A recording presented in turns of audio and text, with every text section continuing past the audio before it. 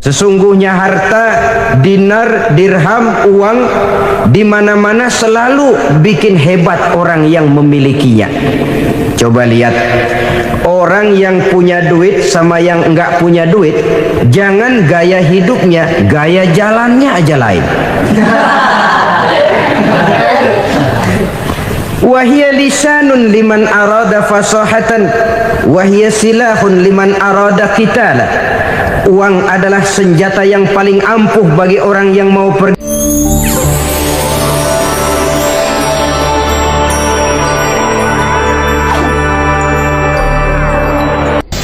Bapak-bapak, ibu-ibu, saudara-saudara kaum muslimin rahimakumullah.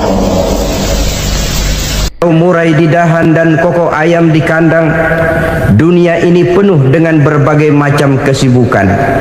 Sejak dari petani yang turun ke ladang, pedagang yang berangkat ke pasar, pelajar yang menuju sekolah, sampai kepada pegawai yang berangkat ke kantor, seluruhnya tidak lain untuk mencari sesuatu yang bernama bahagia. Setiap orang menginginkan kebahagiaan dan tidak seorang pun menginginkan kesengsaraan dalam kehidupan ini. Namun nyatanya tidak setiap orang yang ingin bahagia mengetahui jalan yang harus ditempuhnya untuk sampai kepada kebahagiaan itu. Maka pada kesempatan pertemuan kali ini saya ingin menyampaikan sebuah hadis dari junjungan kita baginda Nabi besar Muhammad sallallahu alaihi wasallam yang termuat dalam kitab Mukhtarul Ahadits An-Nabawiyah, di mana beliau bersabda, arba'un min sa'adatil mar'i. Ada 4 perkara yang merupakan tanda dari orang bahagia. Saya mau tanya, di antara saudara-saudara yang hadir di sini, apa ada yang kepengen jadi orang sengsara? Seluruhnya tentu ingin mendapatkan kebahagiaan. Maka menurut resep dari Nabi kita, tanda orang bahagia itu 4. Jadi kalau saudara ingin bahagia, harus mempunyai 4 perkara ini. Yang pertama, orang bahagia itu kata Nabi, darun wasi'un. Punya rumah biar bagus asal gede. Enak ngaturnya.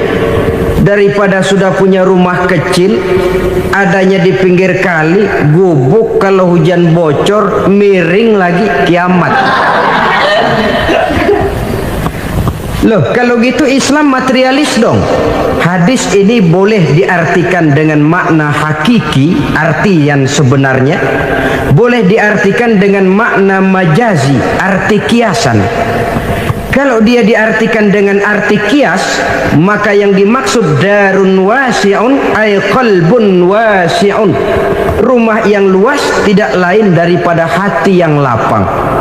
Karena di situ kunci kebahagiaan yang sebenarnya.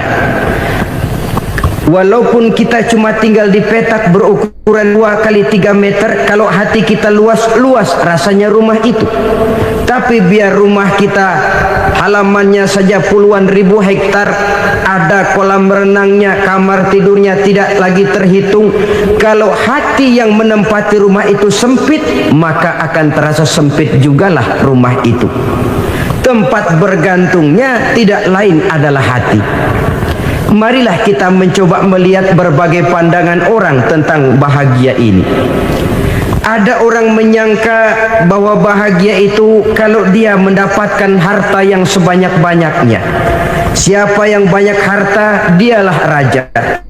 Apa yang dia mau seluruhnya bisa dibeli. Keamanannya dia bisa menyewa petugas. Seluruh fasilitas untuk menyenangkan kehidupannya bisa dibeli. Pendeknya, hartalah segala-galanya dalam kehidupan. Sampai ada pepatah mengatakan, innad darahima fil amakini kulliha taksur rijala mahabatan wa jalala. Sesungguhnya harta, dinar, dirham, uang di mana-mana selalu bikin hebat orang yang memilikinya. Coba lihat, orang yang punya duit sama yang enggak punya duit, jangan gaya hidupnya, gaya jalannya aja lain. Wahia lisanun liman arada fasahatan, wahia silahun liman arada qitala. Uang adalah senjata yang paling ampuh bagi orang yang mau pergi perang, dan lidah yang paling fasih bagi orang yang mau bicara. Kalau bicara dengan lidah macet, cobalah bicara dengan harta, lancar. Sampai ada pepatah demikian, segalanya bisa diatur dengan harta. Maka di kalangan orang yang berpandangan semacam itu, seluruh kegiatan hidupnya hanya terfokus kepada bagaimana mengumpulkan harta yang sebanyak-banyaknya. Tidak peduli halal haram, tidak kenal sore pagi siang dan malam, tidak sempat sujud, jauh dari agama, jauh dari kehidupan yang bersifat ruhaniyah, jauh dari Allah dan sebagainya. Sampai dalam Al-Quran dikelompokkan dalam kelompok yang dinamakan lumazah. Allazi jama'a malahu wa addadah yahsabu anna malahu akhladah. Mereka mengumpul-ngumpulkan harta sebanyak-banyaknya dan menyangka bahwa harta yang banyak itu dapat mengekalkan hidupnya, mengekalkan kekayaannya, mengekalkan kebahagiaannya. Saudara hadirin yang berbahagia, kalau pandangan hidup ini benar, artinya kalau harta memang merupakan satu-satunya hal yang dapat membuat orang bahagia, tentu di rumah mewah tidak akan pernah ada tangis derita. Tentu di satu tempat di mana fasilitas hidup serba menunjang tidak ada yang namanya penderitaan. Tapi suka dan duka, sedih dan gembira, senyum dan tawa adalah milik setiap orang, baik dia punya harta maupun dia tidak punya harta. Nyatalah bahwa harta semata-mata bukan merupakan jaminan bahwa orang akan bahagia. Walaupun tanpa harta orang sulit untuk bahagia. Saya mau cerita, ada orang super kaya, namanya Aristotle Onesimus, raja tanker Yunani. Dia punya kapal tanker saja konon sampai 11 banyaknya. Punya perusahaan penerbangan yang disebut Olympic Airlines. Punya hotel di berbagai kota besar di dunia ini, sejak dari New York, London, Paris, Rome dan sebagainya. Bahkan punya pulau yang dia namakan Pulau Scorpio. Ini kan namanya sudah kaya nggak tanggung-tanggung, punya pulau. Nah, dia punya 2 orang anak, yang satu laki-laki namanya Alexander, yang satu perempuan namanya Maria Onesimus. Seluruh harapannya tertumpah kepada anak lakinya Alexander ini, yang akan meneruskan usahanya, meneruskan kekayaannya, meneruskan dinastinya. Apa yang terjadi? Ternyata anak yang dia harapkan yang bernama Alexander ini mati muda dalam kecelakaan pada waktu dia olahraga. Apa olahraganya? Namanya olahraga anak orang kaya, golongan jet set. Olahraganya olahraga pesawat terbang. Jatuh, ya nggak kapungut, habis mati. Tinggal satu anak perempuannya, Maria Onesimus. Tapi anak perempuan ini juga malah urakan. Terakhir dia pacaran, bahkan kemudian kawin sama orang Rusia. Rupanya Aristotle Onesimus ini broken.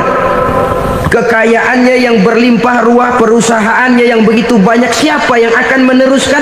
Siapa yang akan menggantikan? Sampai kemudian dia mengurung diri di Pulau Scorpio dan mati di sana secara mengenaskan. Seorang multi jutawan, seorang yang super kaya, mati menyendiri di pulau sepi. Ibarat kata pepatah, anak ayam mati di lumbung. Bukan kekurangan makanan, keurugan makanan. Begitu Itu kehidupan Aristotle Onassis. Dan banyak orang-orang yang sudah demikian kaya sampai dibingungkan oleh kekayaannya sendiri. Telusurilah kehidupan David Rockefeller misalnya, Henry Ford misalnya, Adnan Khashoggi misalnya, multi jutawan yang kadang-kadang dibuat keder oleh kekayaannya sendiri. Pantas ketika Imam Ali ditawarkan orang, "Ya Ali, kalau kepadamu disuruh pilih ilmu atau harta, kau pilih mana?"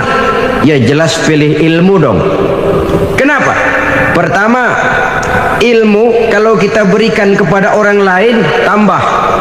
Tapi harta kalau kita berikan kepada orang lain kurang. Saudara punya uang 10.000, dibagi orang 5.000, jelas uang saudara berkurang. Tapi saudara punya ilmu diberikan kepada orang lain bisa, saudara pun makin mantap. Tidak lantas jadi bodoh karena ngajarin orang. Saudara bisa Fatihah lalu mengajarkan orang Fatihah. Orang bisa, saudara pun makin hafal. Tidak lantas setelah diajarin orang ilmunya hilang. Begitu datang dia minta orang, "Tolong ajarin saya Fatihah." Udah habis, nggak ada.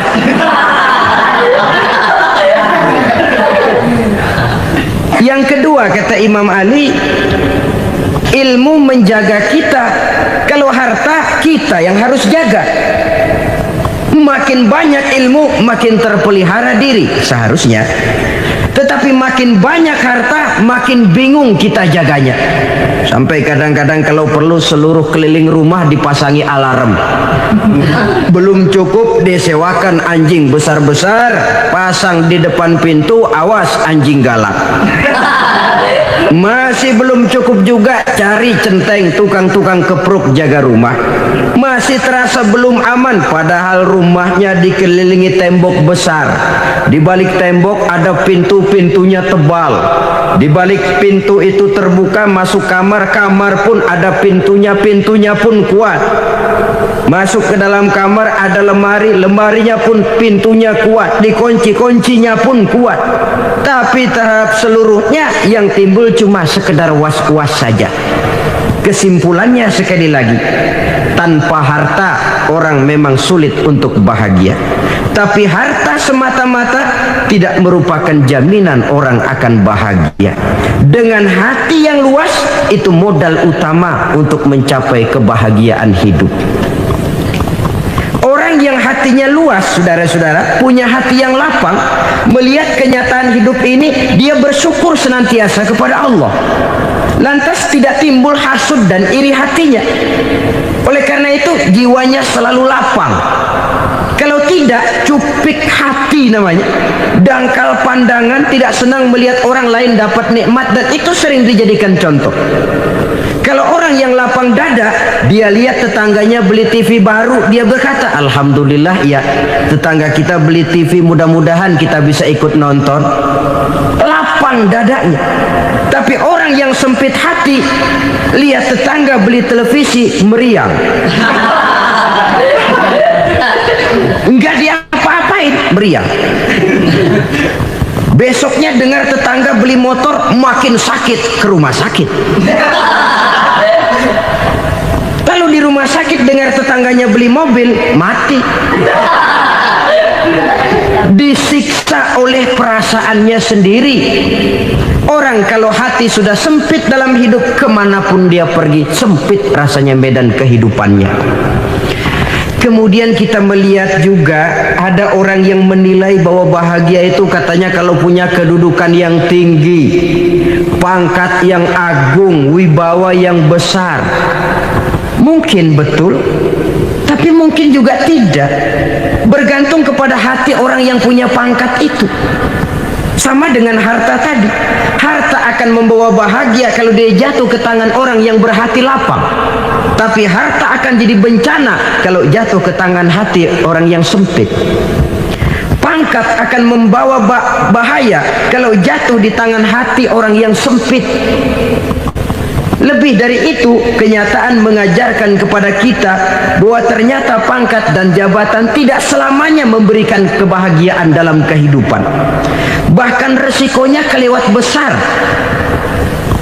Beberapa bukti kita bisa ambil dari para pemimpin dunia yang menjadi korban lantaran pangkat dan jabatan yang disandangnya. Saudara ingat Presiden Abraham Lincoln dan John Kennedy dari Amerika dibunuh orang.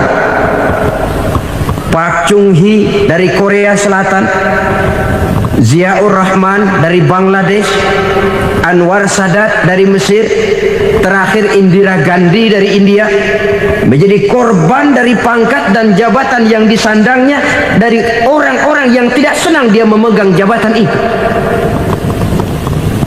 Dia akan mudah mengundang bencana, sehingga pantas kalau seorang presiden terkemuka Amerika, Harry Truman namanya, dia mengatakan jabatan presiden itu, kata dia, seperti orang nunggang macan, naik macan, harus kita taiki, kalau enggak dia bakal nerekam kita, ngeri katanya. Adapun orang yang hatinya lapang, kalau dia menerima pangkat dan jabatan, dianggapnya itu satu kesempatan untuk berbuat baik. Tapi orang yang berhati sempit, menerima pangkat dan jabatan, bukan kadang-kadang menerima, malah berusaha setengah mati mencapai dengan segala cara. Kalau perlu jilat atas, jilat atas. Jadi golongan sumuhun dawu. Jadi kelompok kulon nuwun, yes sir, yang kerjanya cuma oke bos. Kalau perlu jilat atas, jilat atas. Kalau perlu injak yang bawah, injak yang bawah. Perlu sikut kiri kanan, sikut kiri kanan. Yang penting pangkat dapat, jabatan dapat. Orang yang semacam ini, kalau sudah mempunyai pangkat dan jabatan, biasanya dia tidak menganggap itu sebagai amanah, tidak menganggap sebagai kesempatan berbuat baik, tapi malah kesempatan untuk memperturutkan hawa nafsunya yang dilatar belakangi oleh kesempitan hatinya tadi. Apalagi kalau orang memperoleh pangkat karena banyak mengeluarkan uang. Seakan-akan pangkat dan jabatan itu sekarang macam proyek, pakai tender. Siapa yang berani bayar segini, naik. Nggak berani, minggir. Padahal logikanya, kalau orang mencapai satu jabatan karena banyak mengeluarkan uang, hampir bisa dipastikan bahwa setelah jabatan itu dia pegang, langkah pertama yang akan dilakukannya ialah berusaha bagaimana uang yang dia keluarkan supaya kembali. Ya paling kurang pulang modal dulu dong. Soal mikirin rakyat soal nanti, tapi ini modal harus pulang. Itu celakanya kalau orang memperoleh pangkat dan jabatan cuma karena banyak mengeluarkan uang. Jarang orang yang mempunyai keyakinan dan pandangan bahwa pangkat dan jabatan merupakan amanah. Jadi sekali lagi, pangkat dan jabatan mungkin saja membawa kebahagiaan kalau jatuh ke tangan orang yang berhati lapang. Tapi bisa jadi bencana kalau dia jatuh ke tangan orang yang mempunyai hati yang sempit. Dan lagi-lagi stresnya hati yang lapang. Lalu sebagian orang, saudara, ada yang berpandangan katanya bahagia itu kalau jadi orang terkenal, mempunyai popularitas, menjadi idola di kalangan remaja, di kalangan orang tua, di segala lapisan masyarakat. Padahal makin populer orang, makin terikat dia. Ya kalau macam kita ini kan nggak punya nama, nggak populer, tengah malam buta mau nongkrong di warung Tegal aman. Tapi pangkat, jabatan, kedudukan, popularitas menyebabkan kita diikat dengan berbagai macam peraturan. Cuma mandi sama ke WC saja yang nggak dikawal.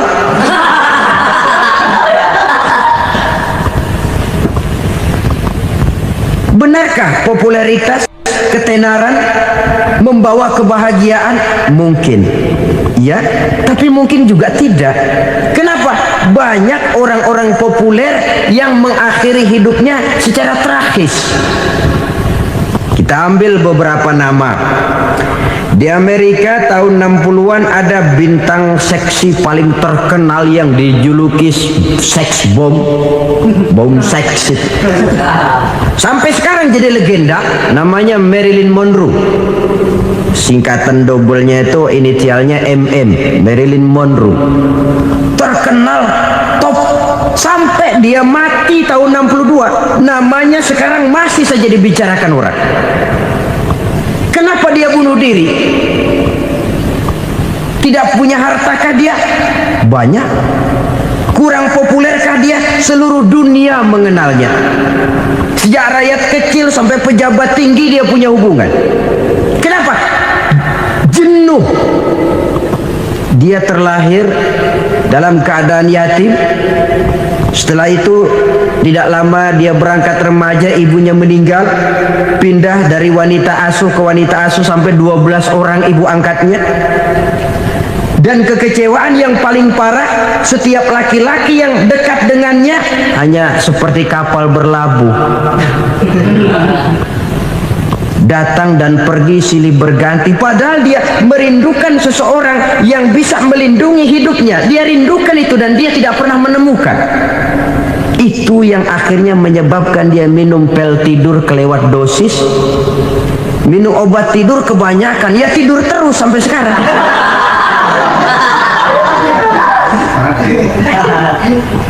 Dia mengakui, saya telah memiliki ketenaran, tapi saya tidak pernah hidup dalam ketenaran itu. Saya pandai main sandiwara, tapi saya ingin hidup dalam alam yang real sebagaimana umumnya orang. Itu yang dia rindukan. Menyusul jejak yang namanya Marilyn Monroe ini, Billie Holiday, saudara kenal tentu, di rumah sakit dirawat. Dia juga minum obat overdosis, mati lagi. Jimi Hendrix minum obat tidur overdosis kelewat batas, mati lagi. Lalu yang menghanyutkan diri di danau, Janis Joplin dan Brian Jones. Ini orang-orang populer, orang-orang terkemuka yang mengakhiri hidup secara tragis, bukan karena tidak terkenal, mungkin karena sudah saking terkenalnya. Contoh paling belakangan, Bruce Lee. Wah, ini tukang-tukang keprok tentu kenal siapa dia. Sampai sekarang pun tabir kematiannya masih merupakan misteri. Dan yang masih hidup juga menunjukkan gejala yang aneh. Michael Jackson, rumahnya di Beverly Hills itu dijaga sedemikian rupa, dan dia selalu curiga kepada setiap makanan harus steril, bersih dari segala macam kimia. Kemana dia pergi, itu tukang-tukang keprok sudah selalu menjaga dan mengawal, dan dia seakan takut menunjukkan mukanya yang asli. Hingga kalau tampil ke tengah di luar show, dia kadang memakai pakaian yang tidak menunjukkan dia yang sebenarnya, takut dikenali orang. Ternyata popularitas sering jadi momok yang meracuni kehidupan manusia. Oleh karena itu, benarlah junjungan kita pada saat beliau mengajarkan orang akan bahagia kalau dia mempunyai hati yang lapang. Nah, sekarang masalahnya untuk mendapatkan hati yang lapang, caranya bagaimana? Kita kembali kepada konsep Quran. Allah mengajarkan, ala inna bi dzikrillahi tatmainnul qulub. Ketahuilah bahwa dengan banyak mengingat Allah, hati akan tenang, jiwa akan lapang. Dengan kata lain, dekat dengan agama, merasakan kehadiran Allah dekat dalam hidup. Itu muara pertama untuk mencapai hati yang lapang. Ala inna bi dzikrillahi tatmainnul qulub. Jangan macam orang sekarang ingin mendapatkan ketenangan lalu tapak di puncak gunung, di gua-gua, di tempat sepi. Iyalah kalau nggak ada ular. Kalau tergigit ular berbisa, ketenangan belum, mati jelas itu. Islam positif untuk mendapatkan ketenangan. Ala inna bi dzikrillahi tatmainnul qulubi. bahwa ketahuilah bahwa dengan banyak mengingat Allah, hati akan tenang, jiwa akan lapang, nuansa pikiran akan luas. Karena yang namanya bahagia ada dimanapun manusia berada. Di kampung ada bahagia, di kota ada bahagia, di ngarai, di lembah, di gunung, di hutan, di lautan, di angkasa luar, dimanapun bahagia itu ada kalau kita bermodalkan hati yang lapang ini. Dan hati akan lapang kalau kita dekat dengan agama. Dekat dengan harta buat sementara hati mungkin tenang, tapi ketenangan yang relatif dan temporer. Apalagi orang tiap kali tambah harta, tiap kali tambah rencana. Itu wajar. Mungkin sebelumnya saudara berpikir, kalau punya duit 5.000 enak nih. Begitu punya duit 5.000, aduh sayang kalau 10.000 aja. Tiap kali tambah harta, tiap kali lain rencana. Makin banyak rencana, makin menjauhkan kita dari yang namanya ketenangan. Padahal ketenangan merupakan unsur utama untuk mencapai bahagia. Dan ketenangan itu bermuara dalam hati manusia. Tengoklah kehidupan ini. Orang yang banyak harta dengan orang miskin, berbedakah rasa sakit yang mereka tanggungkan? Rasanya tidak. Walaupun si kaya tidur di kasur empuk berselimutkan sutra mahal, sementara si miskin meringkuk di balai bambu yang keras dan kasar. Apabila maut datang, dia juga tidak pernah pilih bulu. Maut datang menjemput si kaya di singgasana keemasannya, dikelilingi oleh para pengasuh, dayang dan inang serta para pengawal. Dan maut pun datang menjemput si miskin papa sehingga ia tergelepar di tepian jalan. Kedua-duanya bernama mati. Kalau nyata bahwa sakit yang ditanggung si kaya tidak beda dengan sakit yang ditanggung si miskin, bukan harta semata yang membuat orang bahagia. Hati yang tenang, jiwa yang lapang penuh kedamaian. Karena banyak berzikir dan mengingat Allah, itu merupakan modal utama untuk mencapai sesuatu yang bernama bahagia.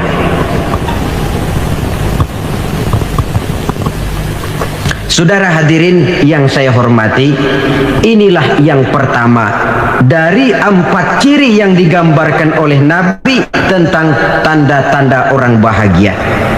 Dan harus berangkat dari yang pertama ini, hati yang lapang. Ini yang harus kita miliki lebih dahulu. Baru nanti akan menyusul kepada poin yang ketiga, kedua, dan selanjutnya. Sebab kalau hati sudah terisi dengan jiwa yang lapang, seluruh persoalan insya Allah akan bisa kita atasi dengan sebagaimana mestinya. Yang kedua sekarang, tanda orang bahagia menurut baginda Nabi, markabun syariah. Orang bahagia itu kata beliau punya kendaraan biar cepat asal lancar. Artinya kemana dia mau pergi mudah. Apa maksud hadis ini? Kalau kita kaji lebih dalam, kendaraan itu kan alat transportasi. Transportasi tidak lain adalah usaha memudahkan komunikasi. Pindah dari situ kepada teori bahwa manusia adalah zon political, makhluk bermasyarakat yang tidak bisa memenuhi kebutuhan hidupnya secara sendirian. Kita memerlukan keberadaan orang lain dalam kehidupan ini. Untuk memakai baju saja kita sudah perlukan petani yang tanam kapas, pabrik yang memintal kapas jadi benang, pabrik yang menenun benang jadi kain, sampai kepada mesin jahit, sampai kepada tukang jahit. Itu cuma untuk memakai pakaian saja. Tidak seorang pun di antara kita yang sanggup memenuhi kebutuhan hidupnya secara sendiri. Kita perlu orang lain. Maka kebebasan dalam arti mutlak, kebebasan tanpa batas, itu tidak mungkin ada dalam kehidupan.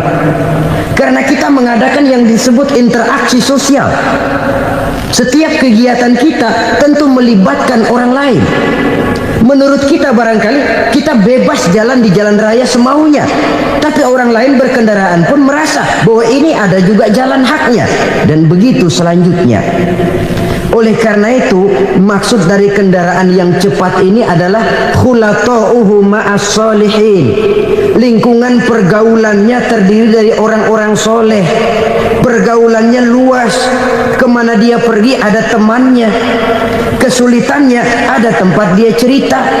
Dan kesulitan kalau sudah diceritakan kepada orang lain, taruh kata orang itu tidak bisa menolong, namun menceritakannya kepada orang yang kita percayai, kan paling kurang sudah mengurangi beban jiwa, mengurangi tanggungan batin, merasa masih ada tempat kita cerita. Maka lebih baik orang awam yang mau bergaul ketimbang orang setengah alim tapi ngunci pintu.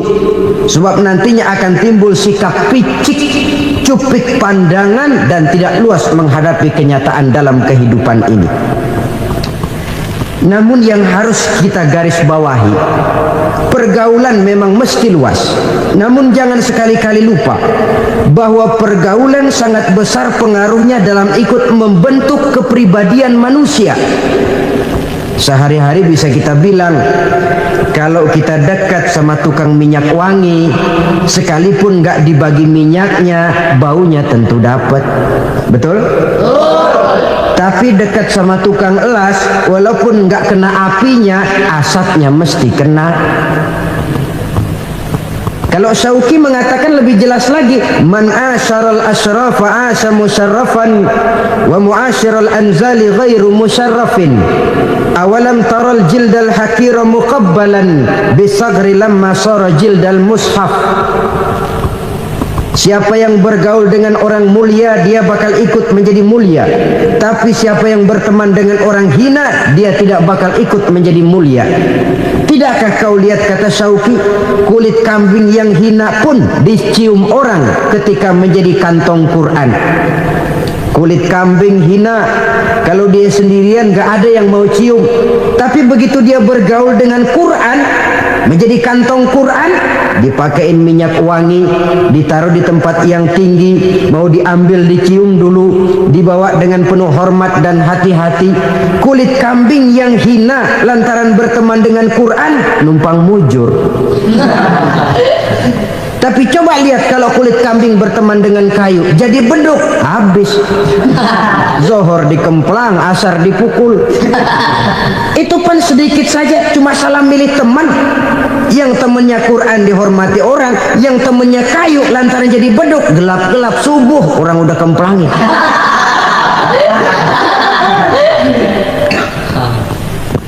Maka terutama kepada adik-adik remaja yang masih mencari identitas diri, yang ibarat kaset masih kaset kosong, mudah diisi oleh apapun, pandai-pandailah memilih teman dalam bergaul.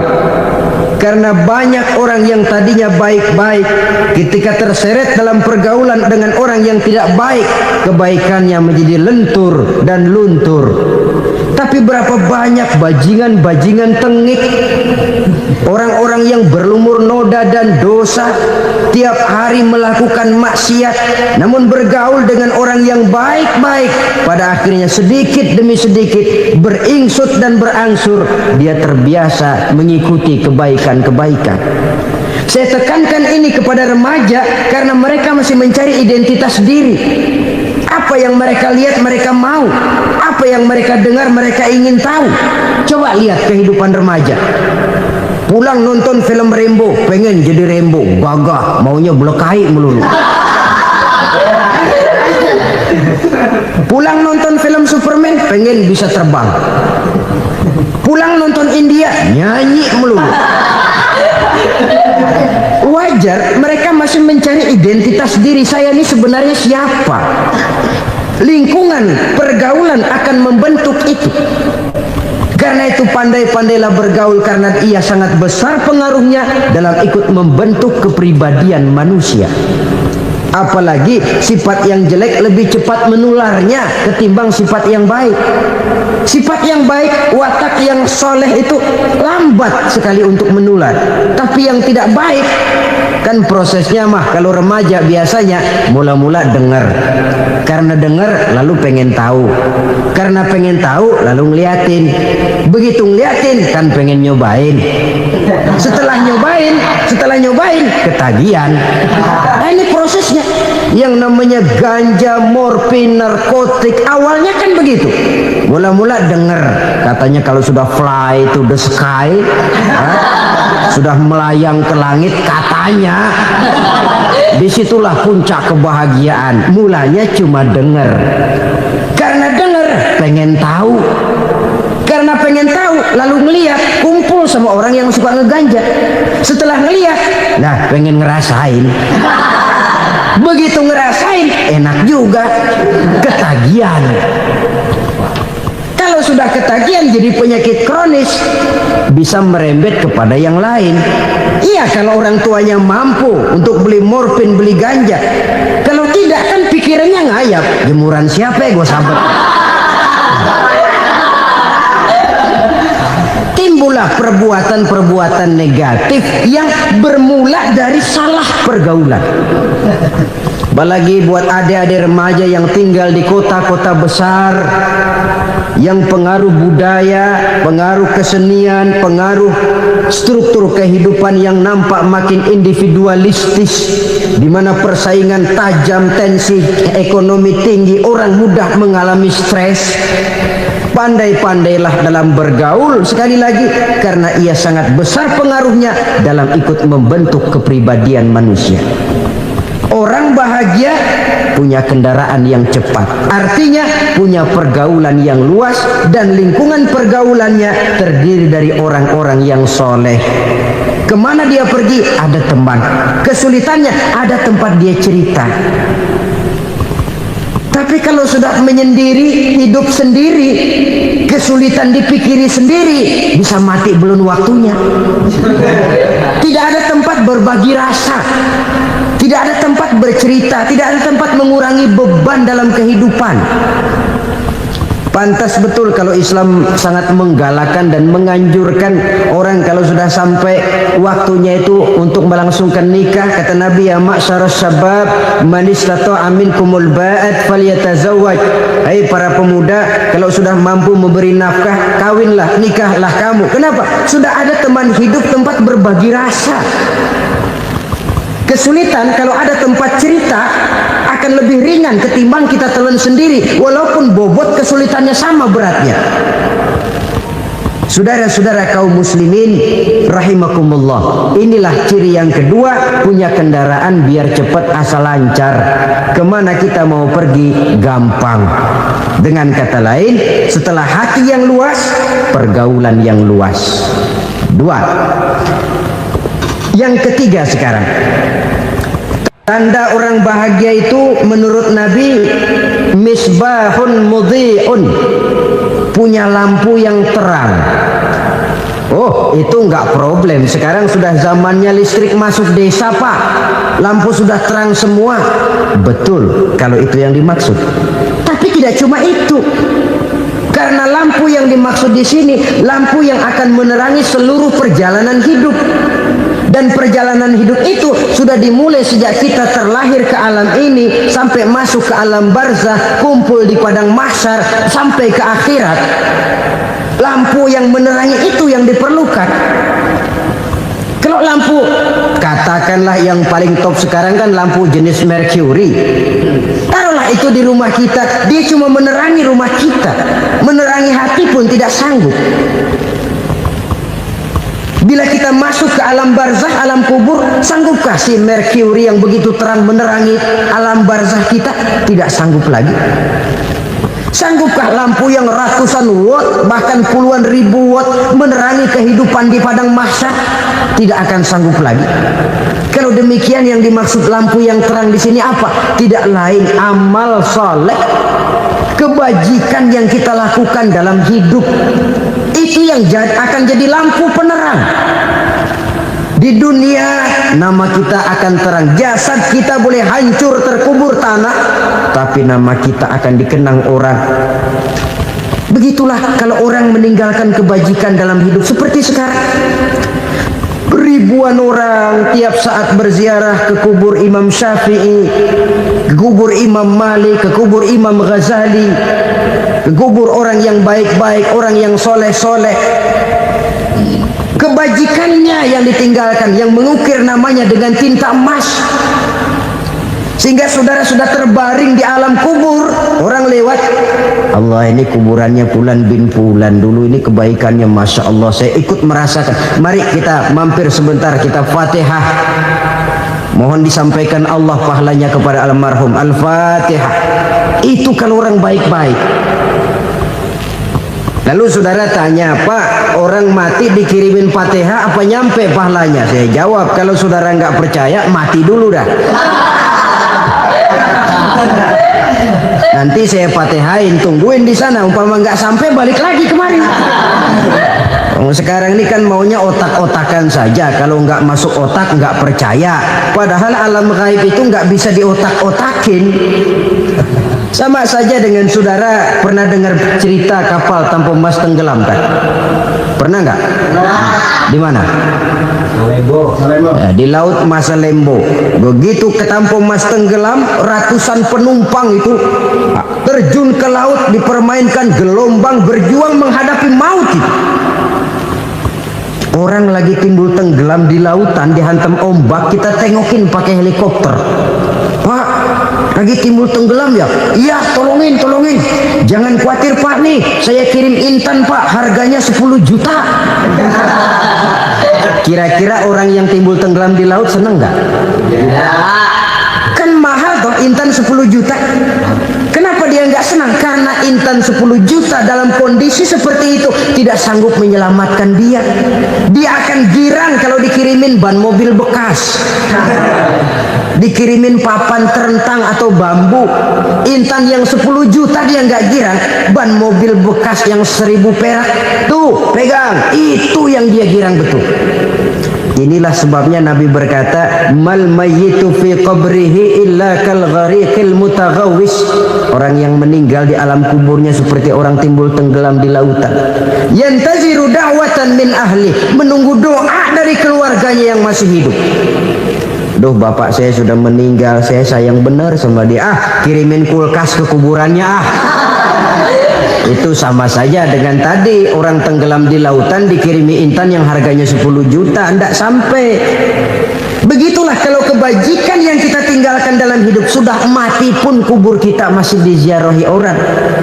Tapi kalau jahat yang kita tinggalkan, boro-boro lah orang mau doa lewat dekat kuburan kita juga serem. Tuh bajingan dulu mati dipendem di situ tuh. Jangan lewat situ, ntar kesurupan, jangan. Lewat saja orang ngeri. Konon lagi membacakan Fatihah dan mengirimkan doa. Hidup pada hakikatnya adalah kesempatan untuk berbuat baik. Maka sekali kesempatan itu diberikan, manfaatkan dengan sebaiknya. Sebab kesempatan kedua tidak akan pernah ada. Kesempatan berbuat baik di sini, di akhirat sudah pembalasan namanya. Sekali kesempatan itu dicabut, dia tidak akan pernah dikembalikan lagi. Kata Iqbal, hidup tidak mundur ke belakang, Bung. Berhenti diinjak orang, mundur hancur. Tidak ada kata mundur dalam hidup ini. Berhenti diinjak orang, mundur kecebur. Tidak ada kata lain, harus maju dalam kehidupan dalam artian yang positif. Hidup adalah kesempatan untuk mengumpulkan kebajikan yang sebanyak-banyaknya. Di situ nilai daripada manusia. Sekarang ini memang nggak kelihatan kok, orang yang banyak pahala sama yang banyak dosa nggak kelihatan kok. Barangkali kalau habis bikin dosa palanya pada benjol, mungkin orang takut sama dosa. Tapi sekarang sama saja, orang yang banyak dosa dengan yang nggak banyak dosa jalan bareng dari belakang, sama, nggak kelihatan beda. Tapi ada waktunya di mana pahala memegang peranan, di mana dosa diperlihatkan. Sama saja kalau kita bawa mobil siang, lampu kan nggak begitu berfungsi. Apa lalu bilang, alah ini lampu berat-beratin, copot-copotin aja dah. Tidak perlu begitu. Kenapa? Pada suatu saat malam senja akan datang. Bila matahari terbenam, senja pun datang, gelap mulai merayap, disitulah baru terasa perlunya lampu. Pahala begitu. Sekarang orang yang nggak ada pahalanya nggak kelihatan dalam kehidupan. Tapi pada suatu saat senja kehidupan akan datang.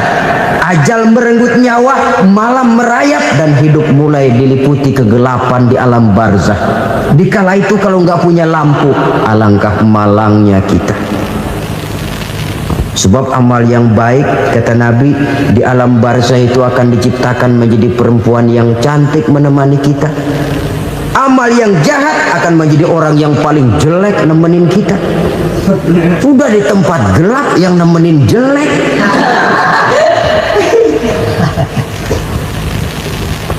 Kaum muslimin rahimakumullah.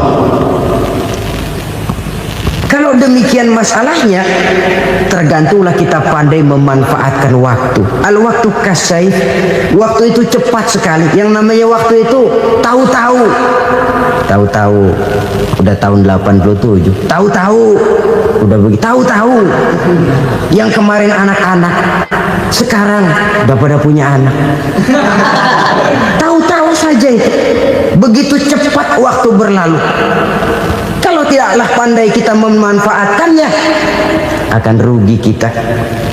Nabi bersabda, "Man kana yaumuhu khairun min amsihi fahuwa rabih." Barang siapa yang hari ini lebih baik daripada hari kemarin, itu orang untung. Hari ini lebih baik daripada kemarin. Bulan ini lebih baik dari bulan kemarin. Tahun ini lebih baik dari tahun kemarin. Itu orang yang beruntung. Tahun kemarin sembahyangnya maghrib doang, sekarang udah tambah isya. Tahun kemarin cuman Idul Fitri aja ngancem bener, sekarang udah tambah Jumat, lalu tambah lagi maghrib, tambah lagi isya, dan selanjutnya. Hari ini lebih baik daripada kemarin, itu orang yang beruntung. Wa man kana yaumuhu mislu amsihi fahuwa khasir. Lalu barang siapa yang hari ini sama saja dengan hari kemarin, itu orang rugi. Hari ini sama dengan kemarin, rugi itu. Bulan ini begitu, bulan kemarin begitu, tahun ini begitu, tahun lalu juga begitu. Rugi itu orang. Rugi apa? Rugi umur. Umur tambah, amalan gak pernah tambah. Dan saya pikir lebih merupakan azab ketimbang nikmat kalau orang dikasih panjang umur cuma untuk numpuk dosa. Mending mana? Panjang umur banyak dosa sama pendek umur dikit dosa. Mending mana? Mending mana? Ya, paling mending tentu panjang umur banyak pahala. Tapi kalau tidak, sekali lagi, lebih merupakan azab ketimbang nikmat kalau orang diberikan panjang umur tapi cuma untuk sekedar menumpuk dosa. Kehilangan kesadaran bahwa dunia bukan terminal akhir dari satu perjalanan. Dia cuma halte di mana kita berhenti sebentar untuk menuju kepada terminal yang hakiki. Saudara-saudara kaum muslimin rahimakumullah. Inilah lampu yang akan menerangi kehidupan. Amal yang kita lakukan di dalam kehidupan. Jadi yang dimaksud dengan lampu yang terang, kebajikan yang kita kerjakan dalam hidup. Nah, setiap orang di awal tadi saya bilang ingin bahagia. Bahagia itu kan hakikatnya kumpulan senang dan selamat. Senang, selamat. Apa bedanya? Senang tapi tidak selamat, nggak bahagia. Selamat tapi nggak senang, nggak bahagia orang. Contoh, kalau orang korupsi, duitnya banyak, senang dia, tapi keselamatannya. Ada tentara baris di samping rumahnya udah bingung, padahal tentara latihan. Tentara cuma latihan, dia bingung. Senang, tapi karena keselamatannya tidak terjamin, dia tidak bahagia. Sebaliknya pegawai negeri jujur benar, cuma segaji-gajinya, selamat nggak korupsi, tapi melarat, ya nggak bahagia juga, kurang senang. Kesenangan dan keselamatan untuk dunia saja, ya, sekali lagi, kalau cuma sekedar untuk dunia saja bisa dibeli pakai uang. bisa dibeli pakai uang. Saudara ingin selamat, bisa dibeli pakai uang. Saudara ingin senang, bisa dibeli dengan uang. Tapi setelah mati, masuk ke alam barzah, habis kekuasaan uang. Gak bisa lagi beli keselamatan pakai uang. Tidak mungkin lagi membeli kesenangan dengan uang. Di situ pahala yang megang peranan. Makin banyak pahala, makin banyak saham untuk membeli kesenangan dan keselamatan, untuk memperoleh yang namanya bahagia. Dan jangan lupa loh, di alam barzah kita nggak sebentar, menunggu datangnya kiamat. Loh iya, kalau kita begitu dikuburin terus kiamat datang, untung.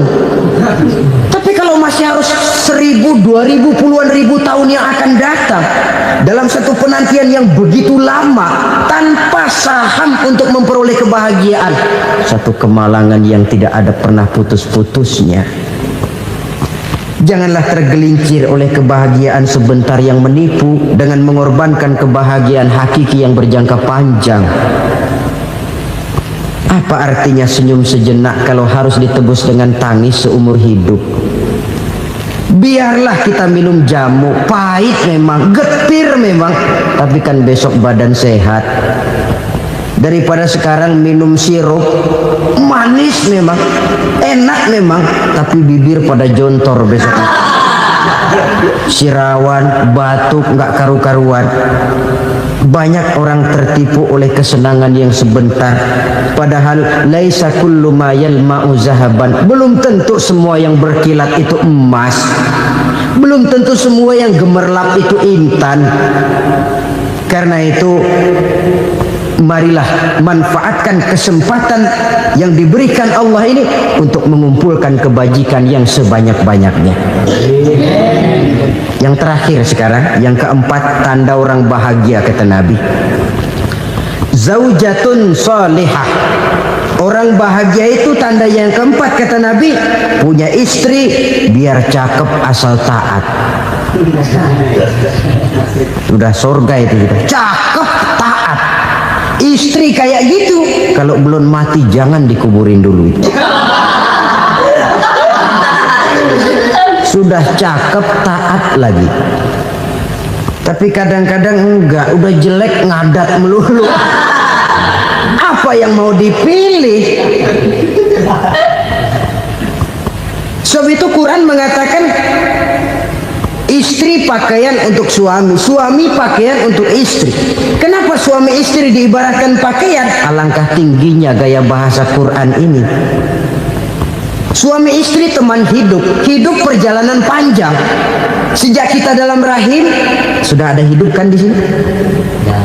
Sampai ke alam dunia, masuk ke alam barzah, kumpul di padang mahsyar, sampai menuju akhirat, itu perjalanan hidup.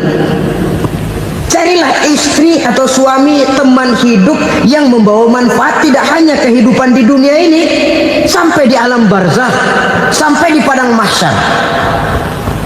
Suaminya mungkin meninggal lebih dulu, atau istrinya mungkin meninggal lebih dulu, tapi suami atau istri yang masih hidup berbuat kebajikan. Suami saya meninggal, ada hartanya, saya sedekahkan, niat pahala untuk almarhum suami saya. Ini teman hidup, tidak dibatasi dan tidak bisa dipisahkan oleh maut sekalipun. Zohirnya mungkin pisah, badannya mungkin pisah, tapi hatinya, jiwanya, kebersamaannya dalam menghadapi kehidupan. Karena itu, saudara-saudara, bahasa Quran indah. Suami istri diibaratkan seperti pakaian. Apa fungsi pakaian? Pertama, pakaian jadi kebanggaan. Artinya suami harus menjadi kebanggaan istri, istri harus jadi kebanggaan suami. Yang kedua, pakaian itu kan fungsinya menutup aurat. Artinya sesama suami istri harus saling menjaga kekurangan masing-masing. Jangan malah sesama suami istri saling membongkar rahasia dan aibnya sendiri-sendiri. Istrinya diceritain jeleknya di mana-mana, atau suaminya dibongkar rahasianya di pasar umum. Itu sudah tidak lagi berfungsi sebagai pakaian. Kenapa semua ini diperlukan? Karena kita menyadari bangsa yang baik terdiri dari masyarakat yang baik. Masyarakat yang baik merupakan susunan dari warga yang baik. Warga yang baik adalah terdiri dari rumah tangga yang baik, dan rumah tangga yang baik merupakan susunan dari pribadi yang baik. Dari situ langkah dimulai. Membangun satu bangsa yang baik diawali dengan membangun rumah tangga yang baik, dengan menciptakan pribadi-pribadi yang baik. Sehingga dari sini diharapkan berkembanglah nilai-nilai kebaikan. Orang akan bahagia mempunyai istri yang soleh. Kenapa? Tidak ada seorang suami bisa sukses jadi apapun dia, apapun profesinya, dokter kah, kiai kah, mubalik kah, petani kah, pengusaha kah, pejabat tinggi kah. Tidak ada seorang suami yang bisa sukses tanpa peran serta istrinya. Walaupun memang peranan itu tidak begitu kelihatan, tapi sangat menentukan. Karena itu, saudara hadirin yang saya hormati, Islam sangat menghargai kaum wanita, memberikan kedudukan yang tinggi sepanjang tidak mematikan kodrat kewanitaannya.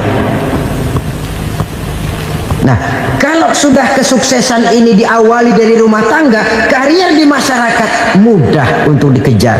Tapi keberantakan di rumah tangga merupakan kegagalan pertama di tempat lain. Nah, inilah saja yang dapat Al-Fakir sampaikan pada pertemuan kali ini.